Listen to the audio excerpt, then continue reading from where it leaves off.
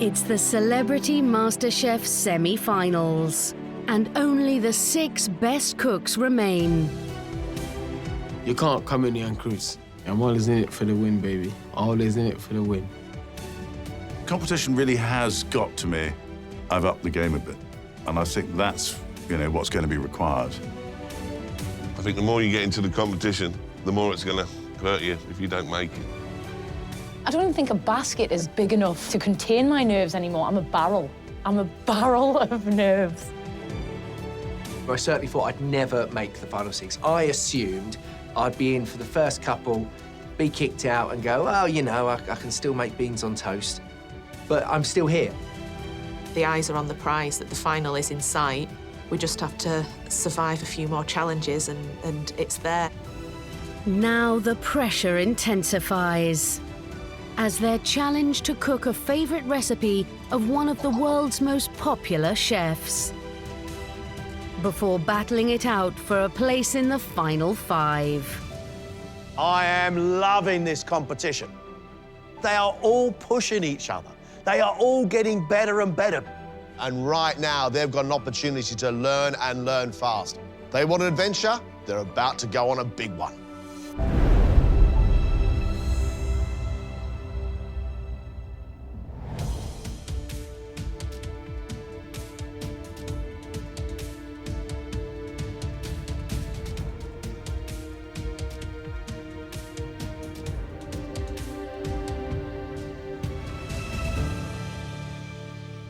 Today, we have invited a very special guest. Actually, a culinary genius. And each one of you is going to be cooking one of his absolutely fantastic dishes. This chef has had a huge impact on modern British food.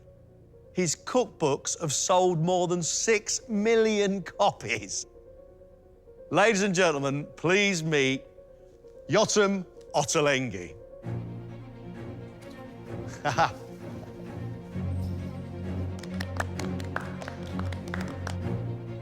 Yotam Ottolenghi is one of the world's most successful and influential food writers. My food comes from the Middle East. I grew up in Jerusalem. We've got intense flavors. We love our garlic and our lemon juice and our sumac, things that are pungent. He moved to the UK in his 20s to study pastry, and in 2002 opened his first delicatessen in London's Notting Hill. His food quickly gained a cult following for its abundant and inventive use of vegetables and Middle Eastern ingredients, as well as its bold, unorthodox flavor combinations.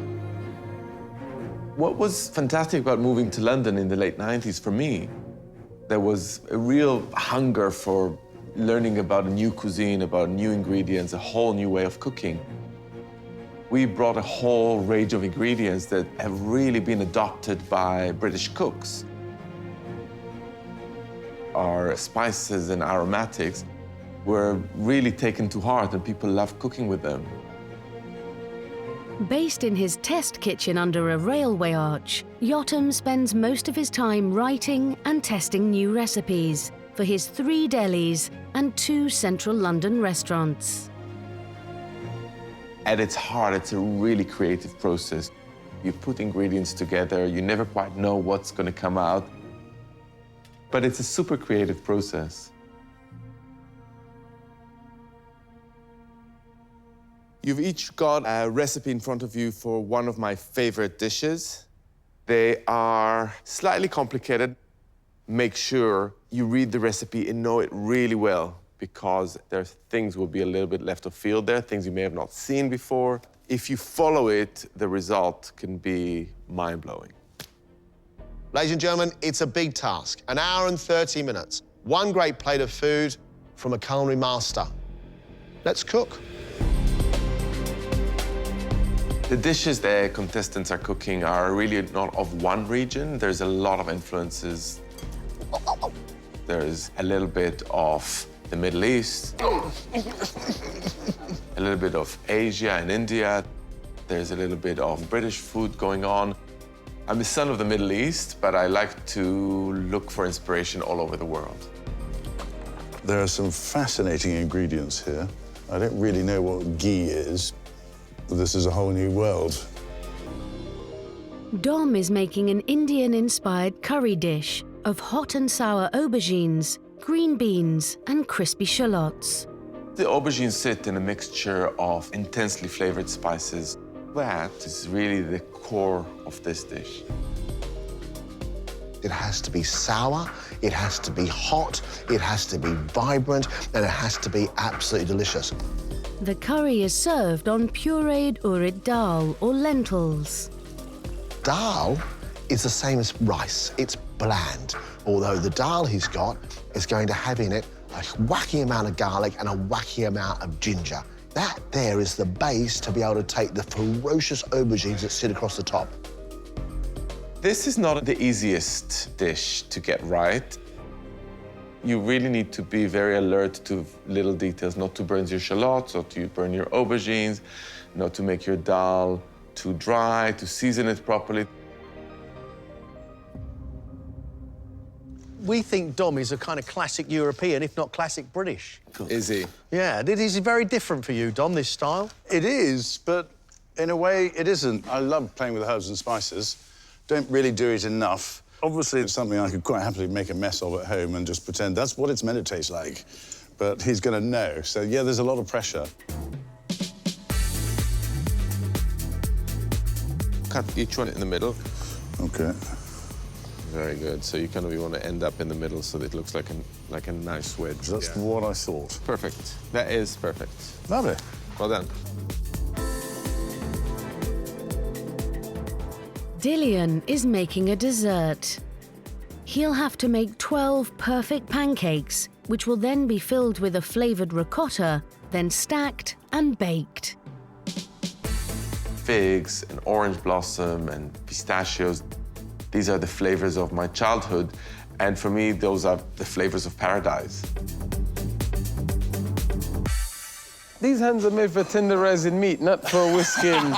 Listen, if you can't whisk a batter for a pancake, then you're not in a good place, right? So you want to do this. And this is about, like, being a bit delicate with it. But the batter looks good. Have you ever done anything like this before? No. I chanced away from dessert because my weight's an issue. I'm naturally a big guy, and I got to get down all the time to under 18 stone. You're a fighter, right? That's what you are. Yes. You like a challenge.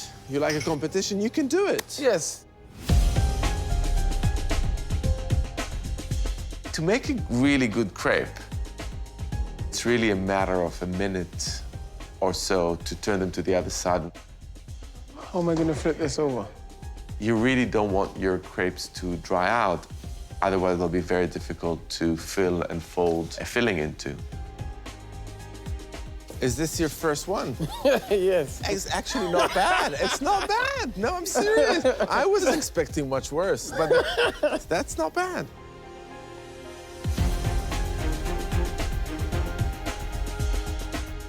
Neil's first task is to make a classic meringue for an Ottolenghi favourite, a fruit-filled rolled pavlova with a hazelnut brittle. They will have to whisk the meringue for quite a long time, so it goes really stiff and firm. And that's the key of getting this meringue right. That's not there yet. Not there yet. Add your sugar slowly while it's running. All that? Yeah. Follow the recipe. Yeah. Don't reinvent the meringue. Presentation is really important for that roulade. It can be so spectacular, but it's also about a delicate touch. I mean, not throwing too much fruit on top, making it nice and neat and even. So there will be the challenge. Chef, this will take forever. My mum used to do it like that in about 5 minutes. So you've never made meringue before? As a kid, I remember watching my mum do it. Yeah. Like 30 years ago, And now 40 years ago. Do you make desserts at all? No, Neil? I made custard the other day for the first time. And how was it? It was magnificent. How did you make it? Butter, sugar. I think it was butter and sugar. Butter in your custard? No, I'm not sure. Yeah. not butter. Don't put butter in custard, no. Chef. Don't put It'd butter be in my nightmare. meringue, please. No, it'd be a nightmare. Please don't. If he gets the meringue right and it's still soft, but cooked all the way through, it will roll beautifully. If he overcooks it and he gets a crust on the outside, he won't be able to roll it and the whole thing will split. You're doing well. You're doing well.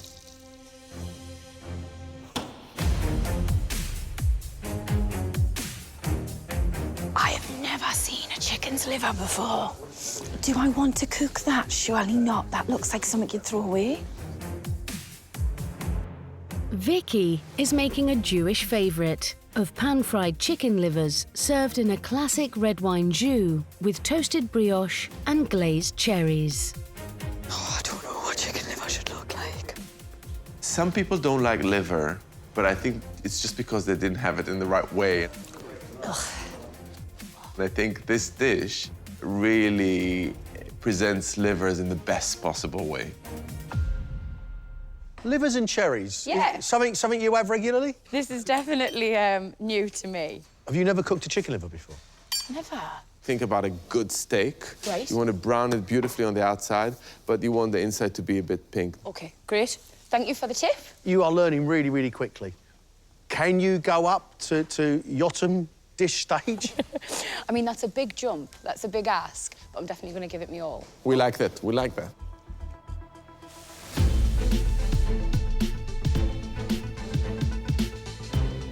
I've read a lot of Yotam's writing. He's a huge inspiration. The fact I'm going to have to recreate one of his wonderful dishes is pretty intense.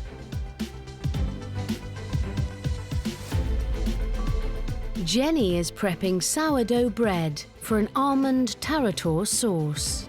Almond tarator is a bread sauce that we make with our roast. This instead is flavoured with huge amounts of garlic. It should be quite potent. The almond tarator is served with squid and scallops marinated in a spice paste. Really is a lot of flavor in this dish. As soon as the seafood is cooked, it goes into this spice paste and it absorbs those flavors, and that's what makes it so delicious. A lot going on here, and I'm trying not to run at this like a bull in a china shop. Try and be a bit more refined and get everything just right. There's a lot of precision. The one thing I would really make sure you do is, first of all, don't overcook your seafood. Yeah. Literally a minute in the pan will cook them enough. And get your sauce flavorsome, but also not dry. This is where you have to exercise judgment, like taste all the time. You really need to taste. People forget to taste. Yeah. But you did some beautiful seafood in the last round. But that was more experimental. This is a tried and tested recipe by an expert, so pressure.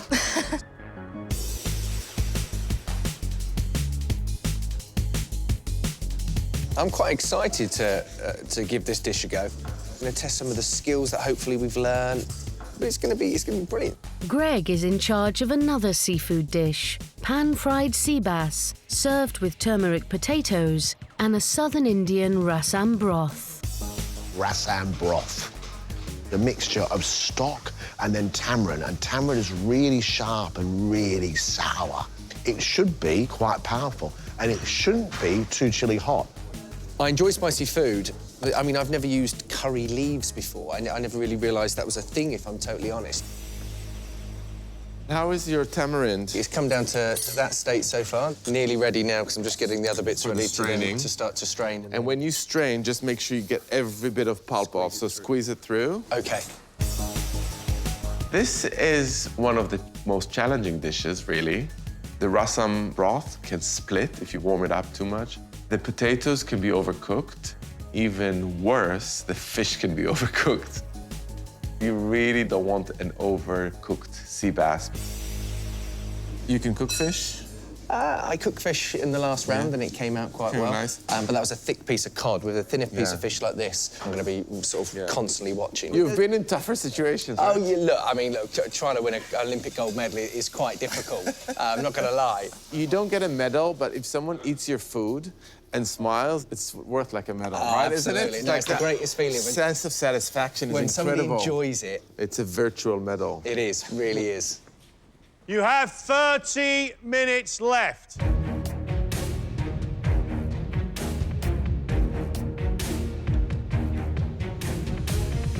There is a really interesting frenetic energy in the kitchen right now. There's lots of eager people, slightly nervous, but they now realise the enormity of the semi-finals. And they're learning and learning fast.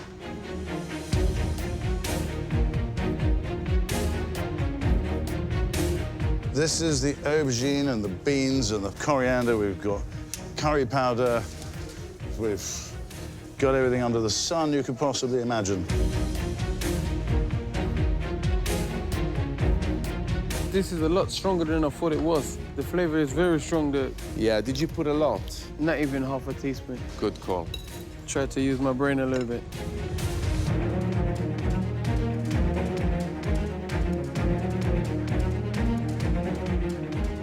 Neil is now working on a caramel to make the hazelnut brittle that will top his pavlova. Does that look good to you? Smells lovely. It smells good, doesn't it? Butter and caramel. Butterscotch. I'll be doing this at home now. Great. And Vicky's all-important red wine jus is almost ready. It's definitely reduced. Can I try it? Yeah, please feel free. It's slightly on the salty side. OK, so how would I rectify that? Add a bit of your red wine, which is not salted. Add your cherries with their sweet liquids, because there's no saltiness here. How's that? That's great. Oh, good.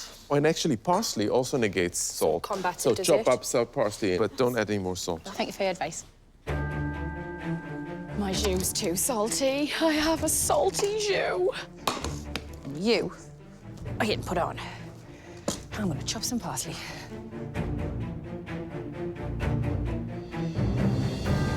With his rasam broth infusing, Greg's now working on the turmeric potatoes. Have you tasted them? I haven't just yet. I wasn't brave enough. You need to taste. You really need to taste. And those are quite big pieces, so you want to break them down a bit. Great. Whatever you're doing, you only have 15 minutes left, please. 15 minutes, everybody.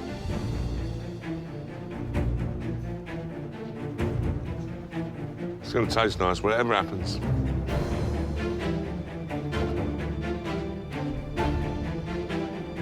Okay, now the big reveal, right?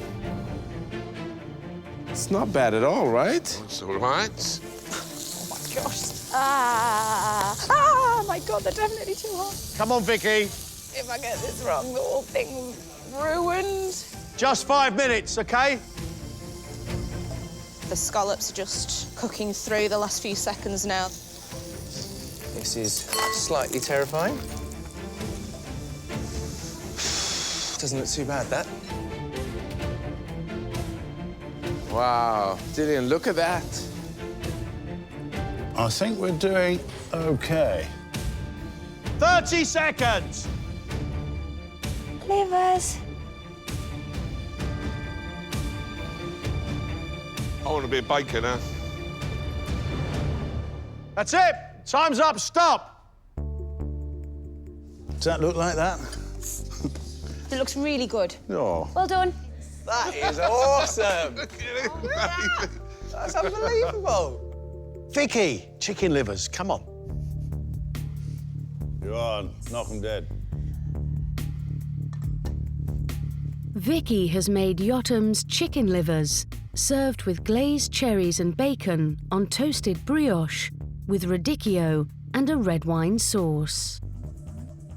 I'm fascinated to try these livers. Please give them a go.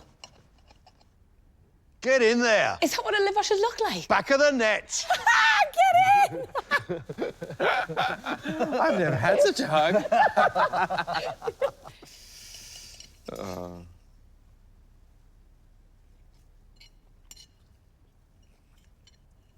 I was worried about the saltiness. Yeah. But it's really good. It's really, really good. The cherries and the way the sauce is soaked into the brioche, and the radicchio is nice and charred on the outside. So really good cooking on both the livers and the radicchio. I can't fault it. Wow. Lovely sweet cherries, smoky bits of lardon. Your brioche is toasted nicely. I love the bitterness of that radicchio with the whole thing. So good on you.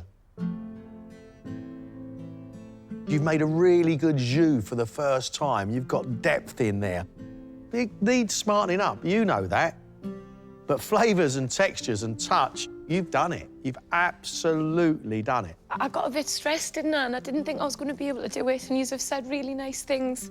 And I'm sorry I'm being a big girl. I'm just tired today. And I appreciate you saying nice stuff and all the help you've given us so far. When you think you've had a disaster, they say you've smashed it. I don't know where I stand anymore. I'm so confused. I have culinary confusion.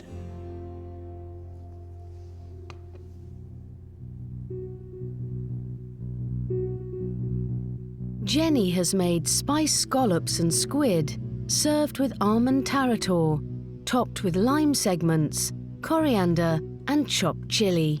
Visually, I would like some more color on the squid and a little bit more color on the scallops as well.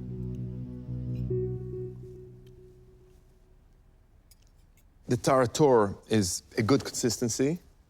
The spice mix is good because it kind of coats the seafood and you taste all those spices. That's great. Your scallop and squid's getting lost amongst those big, vibrant flavours because you don't have that char and smoke. Because those flavours are so big, you need something quite big to stand up to it. Well, look, the cooking of the seafood, possibly, all right? But you bring me this dish, and I'm just tasting it. That dish is delicious. And that bread mixture with almonds is like a sweet, salty, smooth peanut butter. I just think that is delicious. Thank you.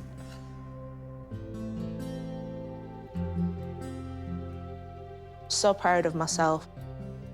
It might not have been the standard that he would cook it. Brilliant, well done. Well done. But we were getting there, and I was so happy that I got a smile on his face at the end of the tasting.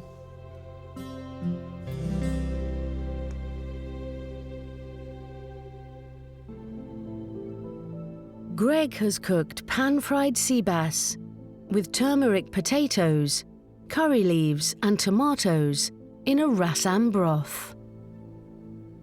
That looks stunning. Really, really beautiful. The skin is crispy. I want to eat it all right now.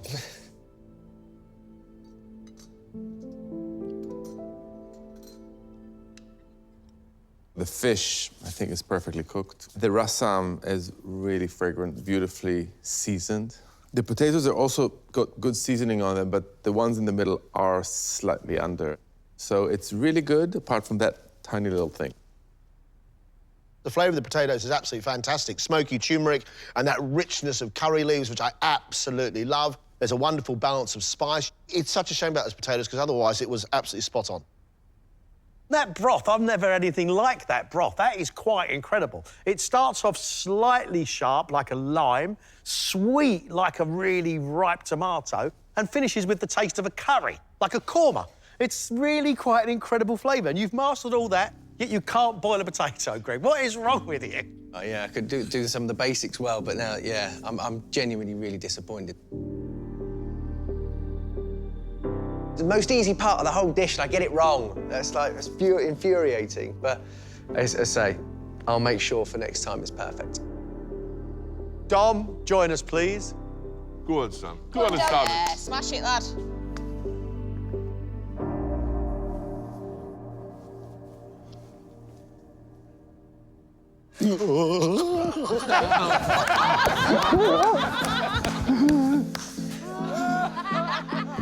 Dom has made hot and sour aubergine with green beans and crispy shallots, served on a white lentil urid dal.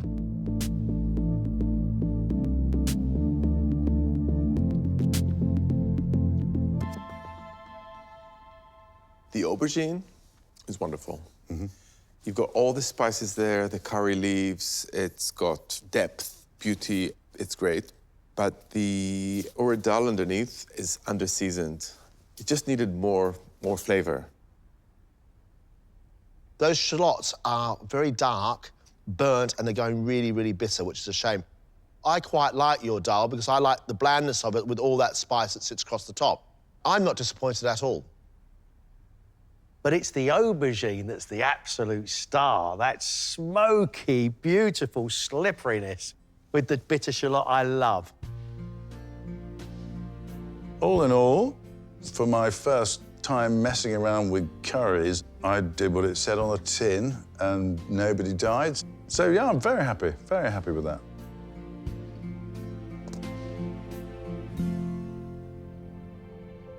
Dillian has made pancakes filled with ricotta flavoured with orange blossom and topped with figs, pistachios, dried currants and orange syrup. It looks really, really good. It looks professional.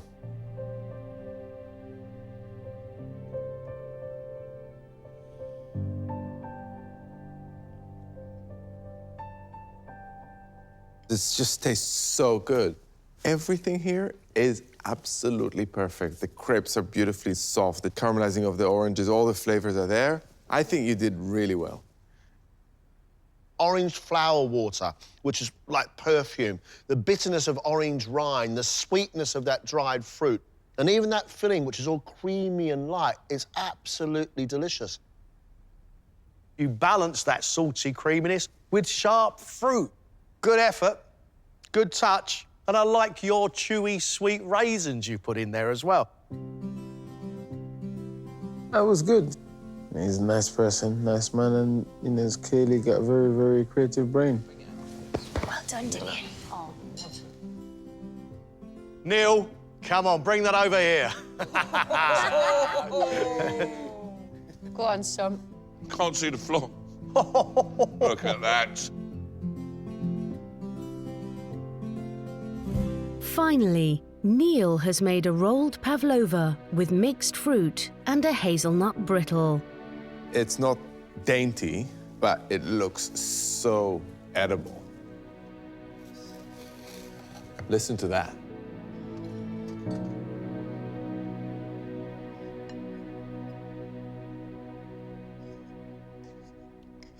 The meringue really kept its kind of chewy texture. It's beautifully almost marshmallowy, which works really well with the cream and the fruit. So you've got the texture absolutely right. Thank you. It's soft and pillowy, so like you want to put your head on it and fall asleep. But in there as well, you've got the sharp blackberries. But for me, the magic bit are the hazelnuts. The caramel's absolutely spot on because it's just going slightly bitter, and the hazelnuts are toasted enough so they're full of flavour. I think that's absolutely fantastic. Mate, you have perfectly understood what this pudding should be, and it is delicious.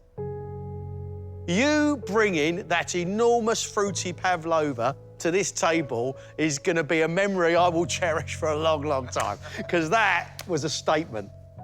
I think I'm the happiest when I'm cooking. To see people like yourselves like it, I'm nearly tearing up. Yes, mates. Well done, Reza. Bring it in. Bring it on. Oh my God, Reza, that looks so good. Get it. Get it. I don't think we realise how lucky we are meeting Yotam. He's one of my favourite chefs, and I'm sure he'll try and nick me and put me in one of his restaurants cooking pavlova. I thought they did really well. Have you got a couple of favourites? I think Dillian did really well. I haven't seen him work before, but I was impressed by his technical abilities, and I was impressed by Greg. He was very meticulous. He's driven, and he's got a good touch. Thank you so much for everything. Thank you. This was an absolutely brilliant round for our 6 celebs. They have learnt a huge amount. They're all right now jostling for position, and every single dish counts. They can't all make it to the finishing line.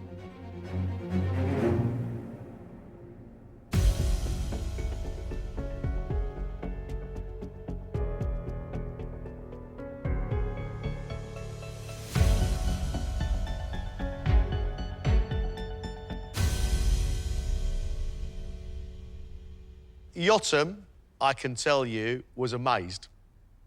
We were really proud.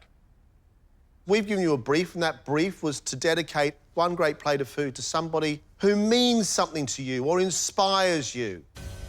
It's about a bit of love, it's about a bit of care, but it's definitely about emotion. There are 6 of you right now, and sadly, at the end of this round, there'll only be 5. An hour and 20 minutes, ladies and gentlemen.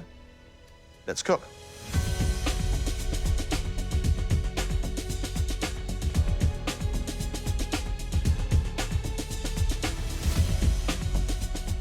Even my peeling is improved.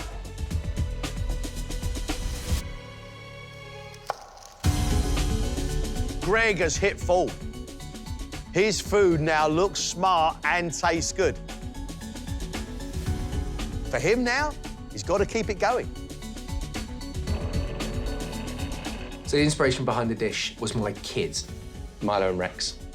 Having 2 children changed my outlook on life, changed everything, and I love it.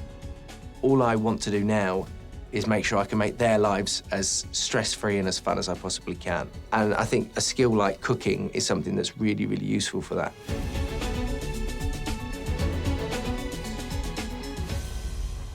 What are you making for us? I'm going to make a lobster and crab ravioli with a lobster bisque. It's going to then sit on some spinach, and it's also then going to have a jam that goes over the top of that as well. Jam? Well, this is the other thing as well. So it's called a jam, so I guess it's more of just like a slightly sweet sauce. Why this dish, Greg? My children love pasta, and I made pasta with my oldest boy, Milo. He had a great time, and I suddenly felt he's getting involved with it. Equally, I love seafood, and I'm determined for my children to really like seafood. So I try and add it in ways which means that hopefully they won't just look at a lobster tail and go, oh, I don't want to eat that. You hide it in pasta, they taste it. So far, so good. Do it for the boys, right? That's the plan. Thanks, guys. Good luck. You consider this, what Greg has to do. He's got to roll out his own pasta. Then get it to seal around that fishy filling perfectly so no water comes in. And without looking inside the ravioli, guarantee that the delicate fish is cooked. After all that, he's got to make a classic French bisque. A bisque needs to be viscous and it should taste almost caramel sweet with the flavour of lobster. With that, Greg's got a chili jam. Lobster's sweet, crab's really sweet, bisque is really sweet. I hope the thing's not too sweet. Jenny, she's picking up little bits and pieces along the way, including some confidence. And she is a force to be reckoned with. This challenge, it's made for me, really. All the food that I've cooked really has had a story, it's had an emotional connection. It's been related to a time or a place. Has made me who I am. The dish is cocklety pie with chips, mushy peas and tomato ketchup. It's the kind of thing you might eat on the seafront of Blackpool. Tell me about cockle pie, because I've never had a cockle pie. It's got a breadcrumb base, white sauce cockles and a short crust pastry top. Who's it for, Jenny? I've created it in honour of my childhood best friend, Brenda Cockle, who I met in a bookshop in Blackpool when I was about 4. She was a grown-up. She had long red hair. She was very clever. She was educated. She travelled the world. She was famous. She was a singer. She was a bit of everything that I ever wanted to be. And she was also entirely fictional. So she was my best friend before I made any real friends. Will Brenda like this dish? She would, yes. She likes seafood. She likes everything I like. It's quite mysterious.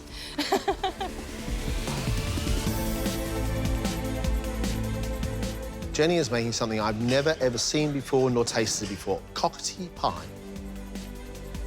Jenny's pie seems to be a bechamel sauce, and then she's got salted little cockles, hope there's no dirt, and a short crust pastry across the top. Chips, yes, please, I love chips. Crispy on the outside, fluffy on the inside, perfect. Tomato ketchup is one of those things that everybody loves. Slightly sweet, slightly sharp, and when you make your own, you're in danger of making more of a chutney than a tomato ketchup. I think it could be a little bit neater, but the most important thing right now is to get this in the oven. Right now.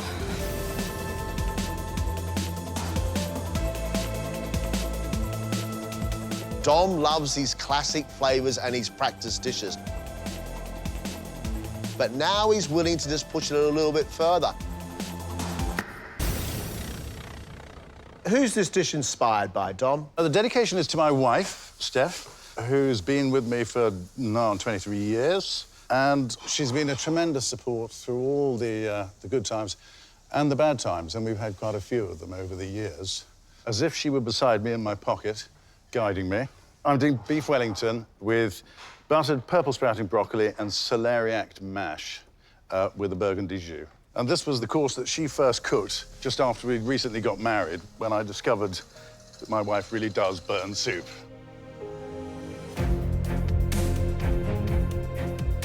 Dom's making us beef Wellington,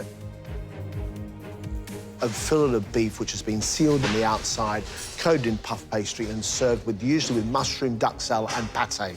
But he's making a pate himself from chicken livers and mushrooms mixed together. It could be absolutely fantastic.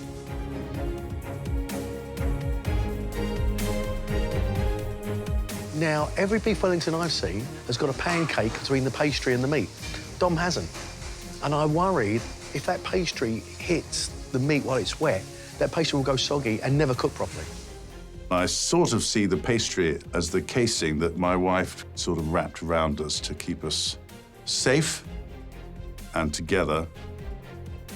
The pate inside probably is the warmth of her heart over the rough bit of beef that is me festering away underneath.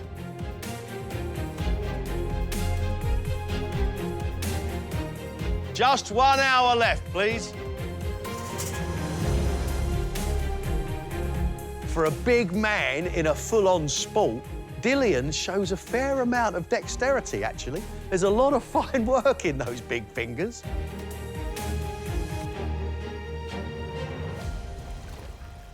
What is your dish? It's like a spiced Caribbean fish with mango and kaffir leaf rice. It's a dish that my dad used to make. I used to go fishing with him. We used to make fish with spices. My dad used to dig a hole in the ground, heat up these big rocks and drop them in there and just cover it up. Where was this, Dillian? In Jamaica, when I was a kid. Happy times? Yeah. Me and my dad's relationship's like this, but there's some good times in there. How are you feeling about this competition, about MasterChef? But you guys are hard to please, and I'll try and also, you know, I just want my dad to be, you know, he did all right. The boy did all right. Dillian's cooking a dish inspired by his time with his father in Jamaica. The fish, lovely idea, with all those flavours of the West Indies around the outside, thyme, peppers, salt, lots and lots of paprika, chilli all together. That's fantastic. Rice and mango with kaffir lime leaves could be fantastic. There's the sweet mango and then that sharpness of the kaffir lime. I think it could be really, really interesting. What he's got to do is make sure it looks smart, because he's got a massive fish, and I mean a massive fish. It ain't no fish. It's a T-Rex. It's massive. Never seen a sea bass that big before. Let's hope it tastes as good as it looks. Boss, can I nick that? Mate, you can have whatever you want. Cheers, can I have any lobster? Neil has been generous all the way through the competition. His food has always tasted brilliant. What he's going to do now is shine it up and make it look smart.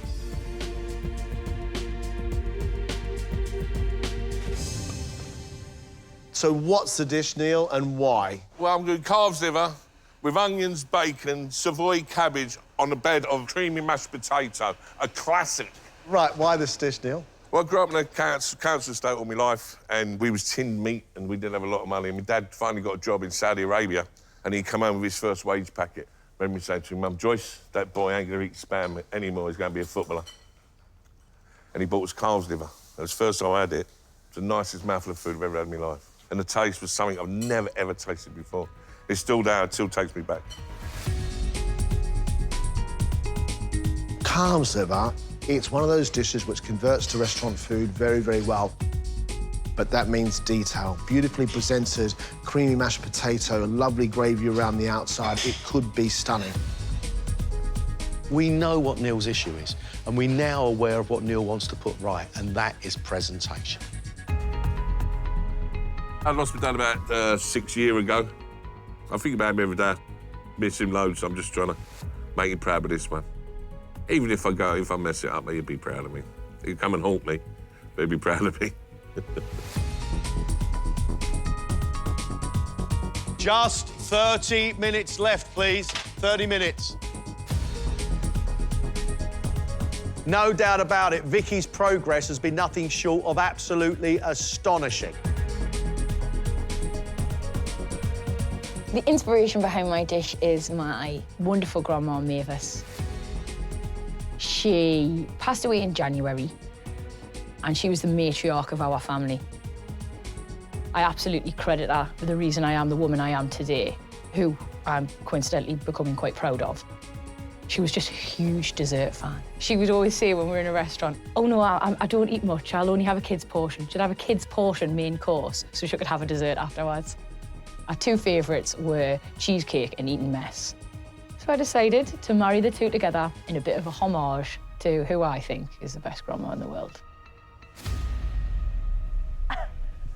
Quite an interesting mixture of desserts, two classics coming together. Eton mess is meringues and cream and strawberries. It is. Cheesecake, buttery biscuit base. Yes. And then a cream cheese topping. How do you put those two together? Your standard buttery base, and then I'm constructing the Eton mess on top, adding some white chocolate swirls, some raspberry dark chocolate, and, yeah, oh, God, some caramelised white chocolate. Thank you for reminding me. I'm going to pop that in.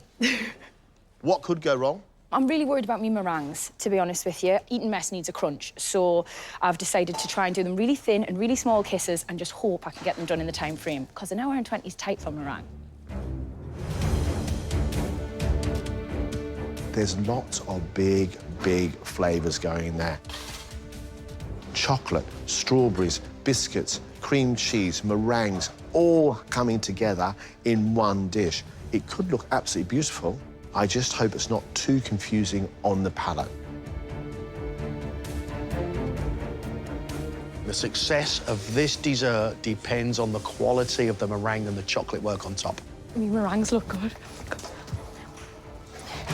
Come on out, little friends. Oh my God, it tastes like a meringue! You've got just 5 minutes, 5 minutes.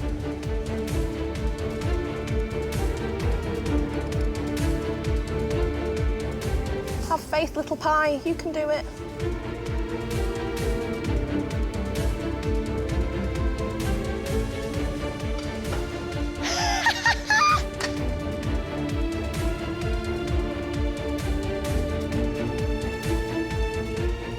Well, I think, for me, that's pretty good. I'd be very happy with that. You have just 30 seconds left. Oh, it's so hot.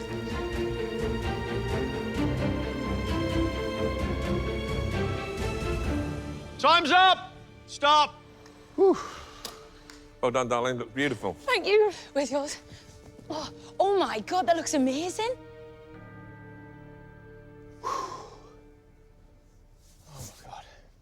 Dillian, can we see this fish, please?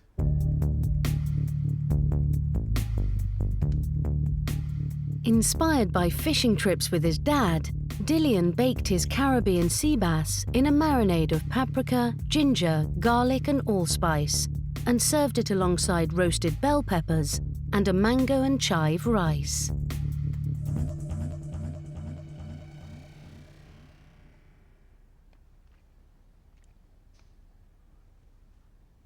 Your fish is cooked nicely. And there is some big flavour around the outside there. There is garlic and there is chilli, and that allspice is almost like the flavour of mace. And you're getting like almost sharp lime and then a smoky bitterness. I like the flavours of it. Cooked mango with rice, but then there's kaffir lime in there, which is really tropical and reminds me of sunshine. And then I get the taste of the Caribbean, because the outside of that fish, it is absolutely smothered with big, bold flavours. The inspiration is from a barbecue on the beach, and that's what it tastes like. Thank you. Your dad, would he be pleased with that?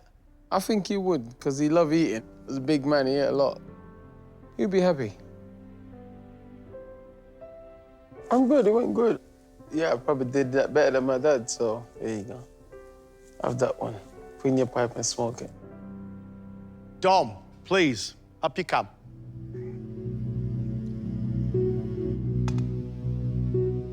Inspired by his wife, Steph, Dom has made a beef Wellington served with a celeriac mash, garlic buttered sprouting broccoli, and a burgundy jus.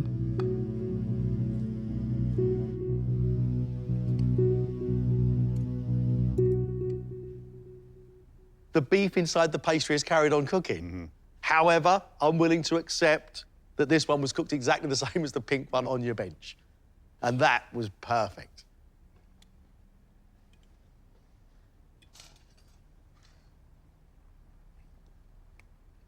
The pate has got a lovely flavour of rich mushrooms and there's iron-rich bits of liver. I like the flavour of your pate. I'd like some more pate running through the whole thing. Your pastry is cooked, although not completely cooked on the inside. And I think that's because you didn't have a pancake around it. However, your burgundy jus is fantastic. It's like having a glass of deep red burgundy without the alcohol heat. It's really nice. Fair amount of fruit in it with a mildly bitter finish. Celeriac mash is lovely, you know, creamy mashed potato. Although, like John, I'd like more of that pate in there, because that is your flavour. I'm thrilled that actually it just came together beautifully. And I do think Steph will be very proud as well. Greg was inspired by his children to make ravioli filled with crab, lobster and salmon, topped with chili jam made with tomatoes, balsamic and brown sugar, which he served with a lobster bisque made with fish stock, cognac, cardamom and chili.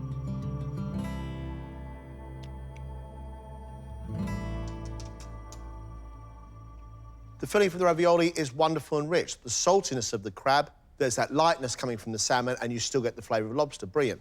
The pasta's lovely and thin, and it's not too thick around the outside, so a really good ravioli. Underneath that, a bisque which is very well flavoured, nice and rich with the flavour of lobster and sweet tomato. Great. And then I get lambasted by sugary jam. It's an odd thing. You have a naturally sweet bisque. I don't want that sugar hit. Otherwise, a bowl of yumness. A bowl of serious yumness. And for an amateur cook, I think the way your food is going is incredibly, incredibly impressive.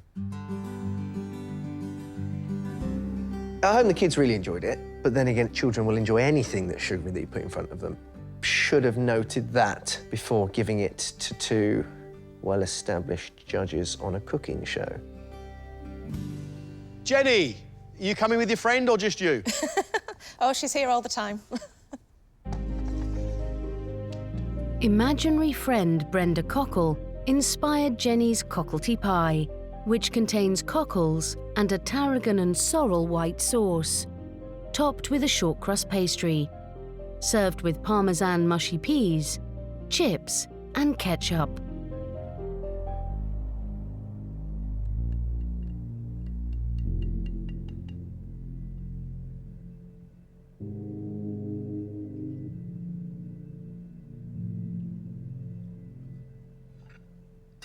I like the pastry across the top, but that bechamel white sauce is really, really solid and could probably do with not being quite so hard.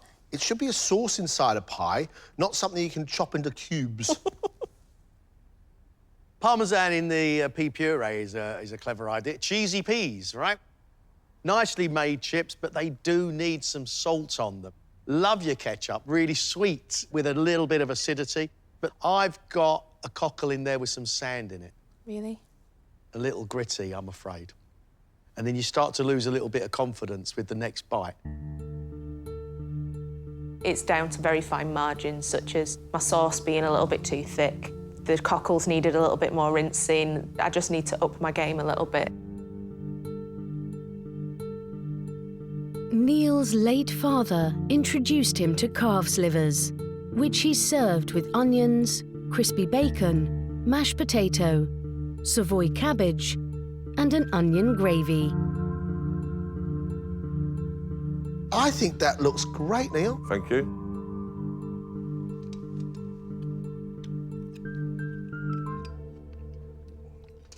Technically, there is one fault, and that is one end of your liver is slightly rare.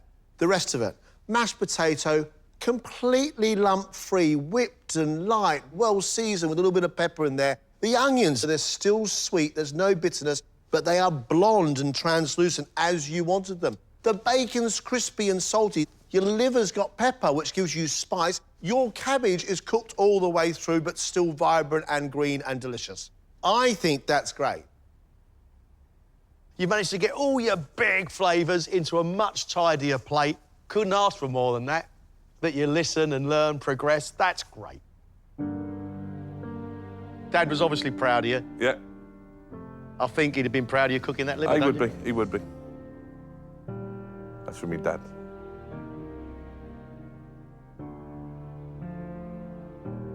Daddy was a silly old sausage.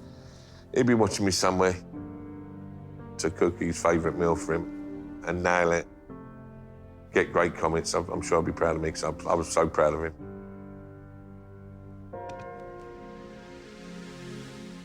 In memory of her grand sweet tooth, Vicky has topped her classic lemon and vanilla cheesecake with an Eton mess made from chantilly cream, meringue, raspberries and strawberries, with the addition of caramelized white chocolate, dark chocolate and a raspberry coulis.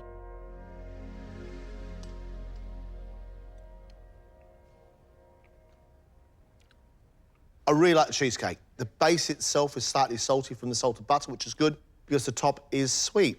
And then I also suddenly stumble across these little things, which I've never seen before, caramelized white chocolate chunks, which you've baked in the oven, which taste like a biscuit.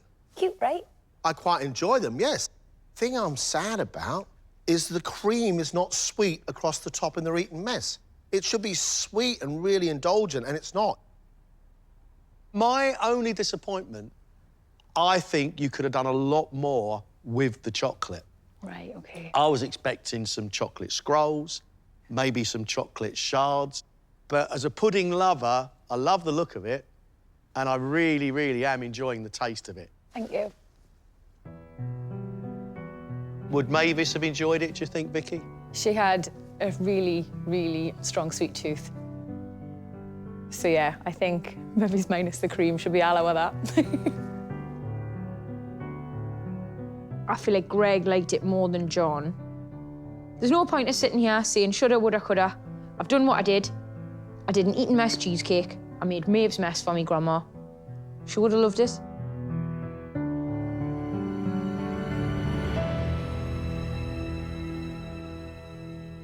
Look, all of them have put their heart and soul into this round. All of them want to stay. The fact is we're going to lose one from the competition. Neil did an absolutely brilliant job. I want things that taste really good and I want progression. And that's what Neil's showing. So upwards and onwards for Neil Razor Ruddock.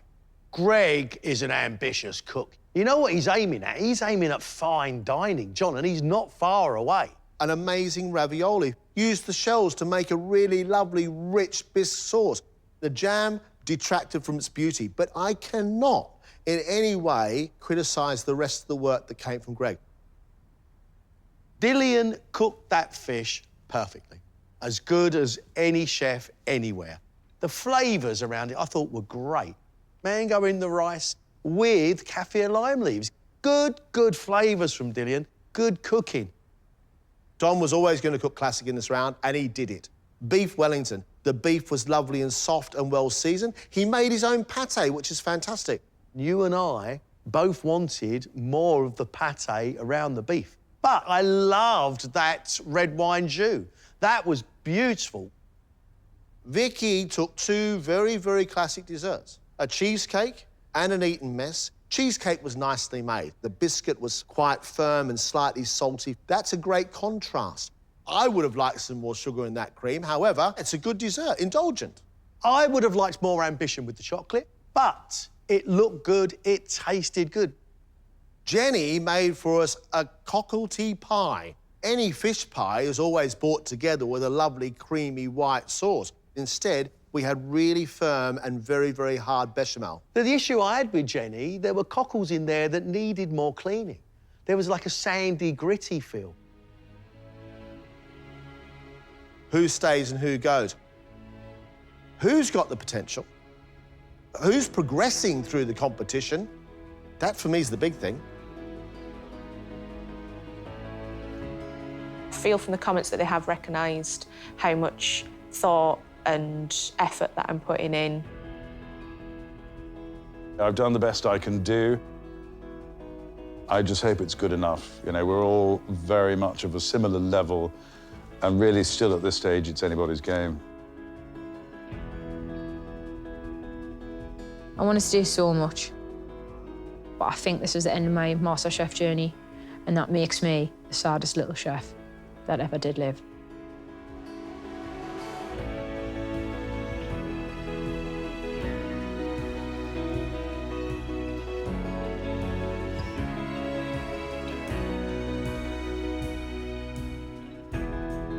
We really do appreciate the hard work, the ambition, the drive.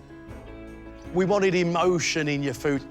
We wanted to see some heart, and you gave it to me. You gave it to us in bucket loads.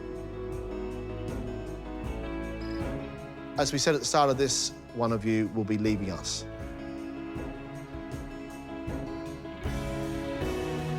We've made that decision.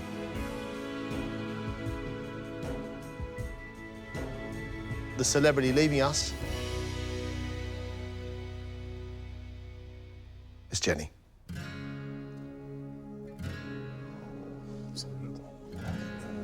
Didn't see that coming. Oh, heat number 2. Jenny, thank you. Thank you so much.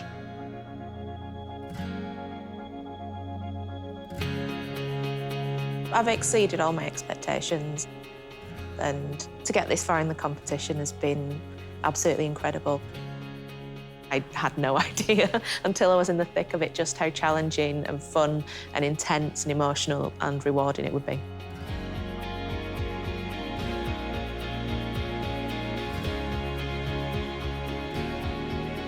Yeah, I'm a bit gutted. Leaving those guys behind, they're going to have such adventures and I'm not going to be part of it. Final 5. Wow, didn't really see that coming. For a moment, I really did think I was going home, but I'm delighted that I'm not. In life, you don't realise how good you can get at things. If you work hard, you know, there's no such thing as can't. There's can or won't. You can always get better and better and better, and I'm surprising myself. I'm absolutely thrilled to have made it this far. I'm going to take a lot of confidence now going forward, hopefully cook up a storm, and I leave the jam at home. Now my father think, you know what? The boy did all right. I'm the last woman in the competition, so I'm not only just doing this for myself anymore, I'm doing it for Jenny, I'm doing it for Kelly, I'm doing it for my grandma, for my mum, for Meghan Markle, the Queen, Little Mix. I'm doing it for women everywhere. Beyonce is going to be buzzing. Next time, it's the last Celebrity MasterChef semi-final. How are we looking, Jillian? Not just yet. I think this is delightful. Absolutely delightful. Only the best 4 cooks will go through to the finals.